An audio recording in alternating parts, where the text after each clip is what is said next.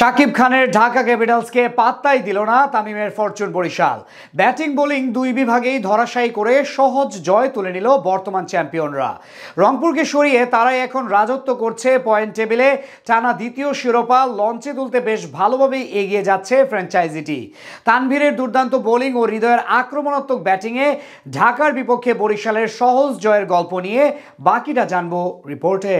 টুর্নামেন্টে টিকে থাকার জন্য সকল ইকুয়েশন বন্ধ হয়ে গেছে আগেই, শুধু ভালোভাবে শেষ করাই এখন লক্ষ্য ছিল ঢাকা ক্যাপিটালসের জন্য। এদিকে শীর্ষস্থান মজবুত করার জন্য নিজেদের সেরা একাদশ নিয়ে বরাবরের মতো আজও টস জিতে আগে বল করার সিদ্ধান্ত নেয় ফরচুন বরিশালের কাপ্তান তামিম ইকবাল খান। বিপরীতে আগে ব্যাট করতে নেমে প্রথম থেকেই চাপে ছিল হোম টিম ঢাকা ক্যাপিটালস। বরিশালের স্পিনার ও মিরপুরের স্লো উইকেটের সামনে মাথা তুলে দাঁড়াতেই পারেনি স্বাগতিক দলের ব্যাটাররা। এদিন ওপেনিং এ এসে দুটি চার মেরে ভালো কিছুর ইঙ্গিত দিলেও মাত্র 10 রান করে প্যাভিলিয়নে ফিরেন লিটন দাস। 3 নম্বরে নেমে সুবিধা করতে পারেননি আফগান তরুণ ব্যাটার রিয়াজ হাসান।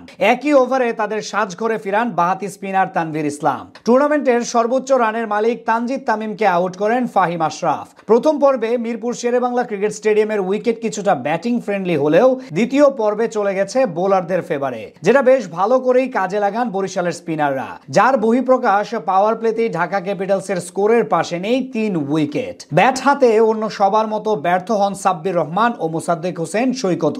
তাদের কাছ থেকে আসে যথাক্রমে 7 ও 2 রান। শেষ দিকে অধিনায়ক তিসারা পেরেরা ও রোন্সফোর্ড বিটন কিছুটা উইকেটের লাগাম টেনে ধরার চেষ্টা করেন, তবে পেরেরা 8 বলে 11 রান এবং রোন্সফোর্ডের 12 বলে 10 রানের ইনিংস শুধু ঢাকার স্কোরকে 50 পার করার ক্ষমতা দিয়েছে। শেষ পর্যন্ত 15.3 ওভারে মাত্র 73 রানে অল আউট হয়ে যায় ঢাকা ক্যাপিটালস। বল হাতে 3টি করে উইকেট নেন মোহাম্মদ নাভি ও তানভীর ইসলাম।